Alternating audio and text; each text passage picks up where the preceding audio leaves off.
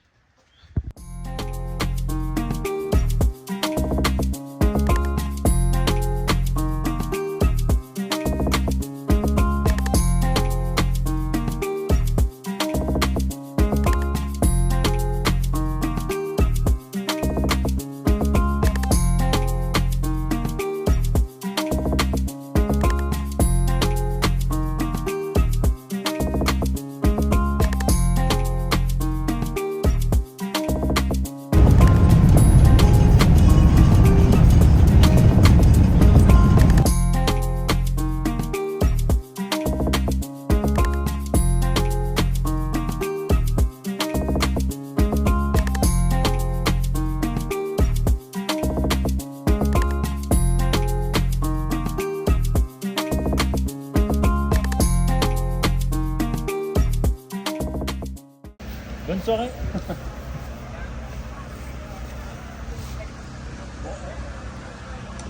Bon, il est 22h50 et on est arrivé à 21h15 là, donc on a préparé tout le stand et tout, j'ai filmé tout ça. Donc là on est parti pour un tour de piste. Comme par hasard, à chaque fois qu'on fait un tour de piste, ils ont arrosé. Mais bon, comme ça demain il n'y aura pas trop de poussière au chrono. Je sais pas si on va se rendre compte là, mais ça a été arrosé, du coup il y a des grosses flaques partout à peu près. Et demain ça évite la poussière au chrono, mais là pour faire un tour de piste c'est pas très cool. Genre là, exemple de l'arrosage, l'envers du décor, un demi-tour de piste et j'ai déjà des bottes. C'est ce qui s'appelle l'envers du décor. La particularité ici c'est qu'il y a une épingle à cheveux, mais quand je vous dis une épingle à cheveux, c'est vraiment une épingle à cheveux. Il y a des moustiques qui se genre, il y a vraiment, il doit y avoir peut-être 2 mètres de large de talus, donc une vraie épingle. Là, je sais pas si on se rend compte, il est 23h, il fait 27 ou 28 degrés encore, il fait chaud, il n'y a pas de vent, il y a des moustiques, je suis en train de me faire décapiter quand je vous filme ça. Et que dire de cette piste? Cette piste, je l'apprécie pas forcément, je suis pas très à l'aise avec. J'ai 2 virages que j'aime pas, il y a le premier virage que j'aime pas et le troisième, le droite là après pour revenir dans la ligne droite. Ces 2 là je n'arrive pas à les prendre, j'aime pas du tout. Peut-être qu'avec le MV ça le fera, mais avec le K-Mod je sais que j'aimais pas du tout, donc on verra seulement au chrono. Et soyez pas étonnés si demain au chrono je chie mes chronos. C'est parce que je n'aime pas la piste du tout. Ah ouais, regardez, ils ont même arrosé ici. Là on rentre dans le parc pilote. Ils ont arrosé ici aussi.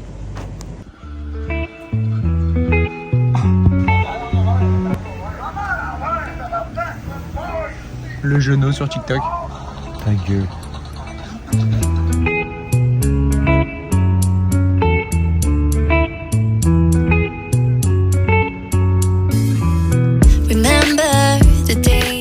Bon, là on se retrouve, on est le samedi 12 juillet, il est 8h52.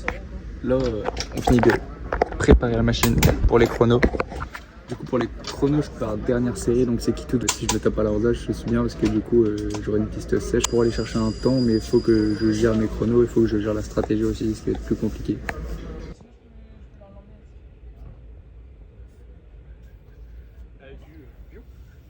Parce que là, du coup, les chronos, comme je l'ai dit hier, c'est soit je laisse partir pour ne pas les rattraper et j'arrive à faire des tours propres avant de les rattraper, ou soit je laisse pas partir, je les double direct si je peux.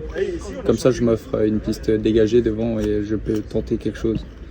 Ce sera à réfléchir sur la grille et à voir l'état de la piste, etc. Mais Pour l'instant, je suis en train de réfléchir parce que c'est quitte ou double, c'est soit je foire mes chronos complets ou je les réussis. Mais pour ça, il faut adopter la bonne stratégie et ça va être compliqué.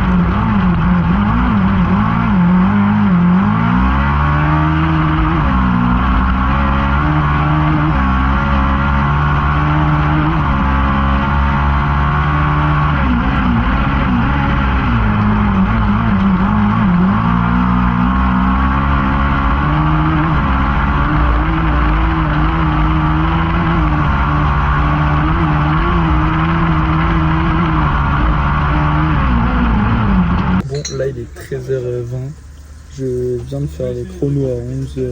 Du coup j'avais fait le choix de pas laisser partir et d'essayer de doubler directement.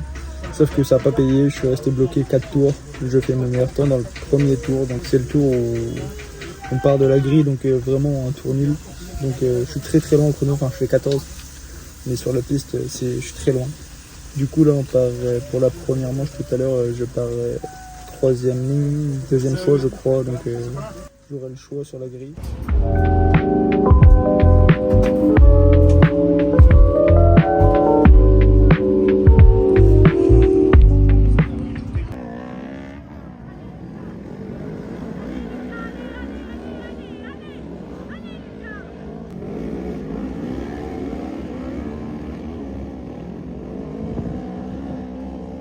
Là on se retrouve du coup pour le débrief de la première manche.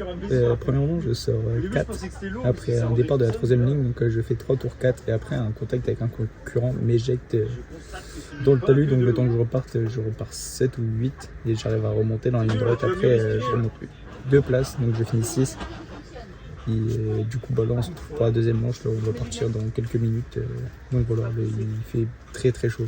Il est 33 dans le camping-car et dehors il doit faire 36 ou 37, un truc dans le genre. Il fait très chaud, c'est intenable et encore plus en combi.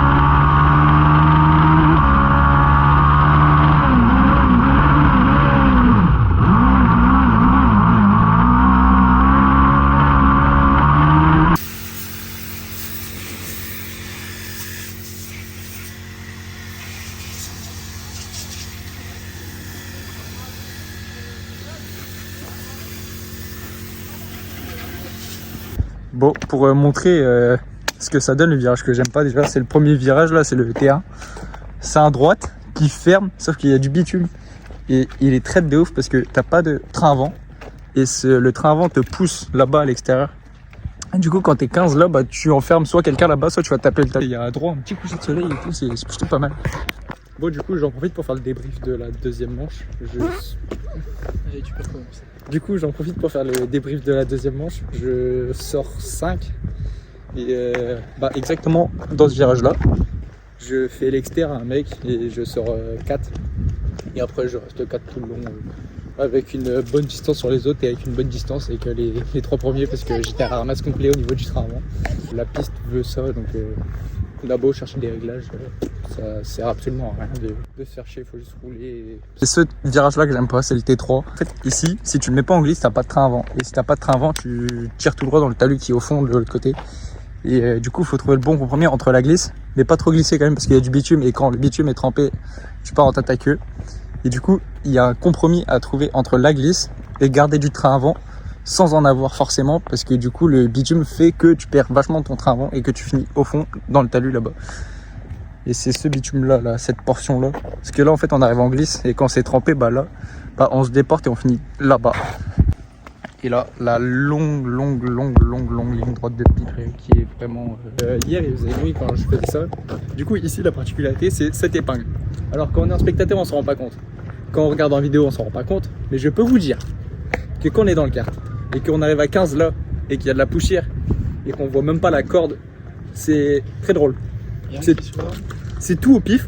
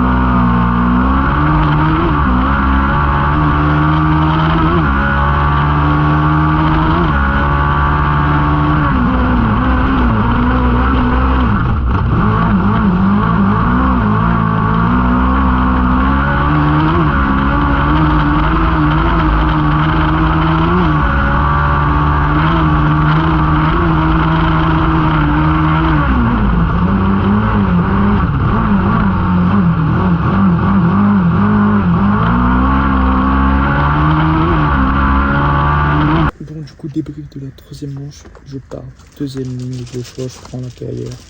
Au premier virage, ça avait un mec. Après un autre contact me fait crever dès le premier tour à l'avant gauche, donc tous les virages à droite, impossible de les prendre, je perds beaucoup de temps, je finis 9ème. Et là, du coup, on se retrouve pour la demi dans 20 minutes. Je pars à deuxième ligne sans le choix. Et on va essayer de faire au moins 7ème pour aller en finale et assurer des points, ça serait cool.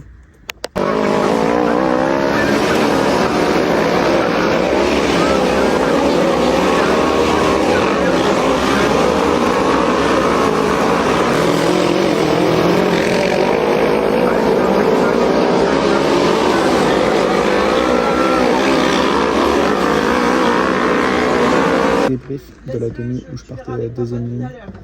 Je fais un bon départ, je sors 4 et je me fais emmener à l'extérieur, du coup je perds 2 places et après j'arrive à remonter une place et au fur et à mesure des tours j'arrive pas à trouver mon train avant dans les virages et du coup je suis redescendu à la 6ème place. Du coup ça va, la finale est quand même assurée, maintenant il n'y a plus qu'à remonter en finale et de toute façon même si je prends que le départ je marque des points donc ça me va, on n'est pas venu pour rien et voilà quoi.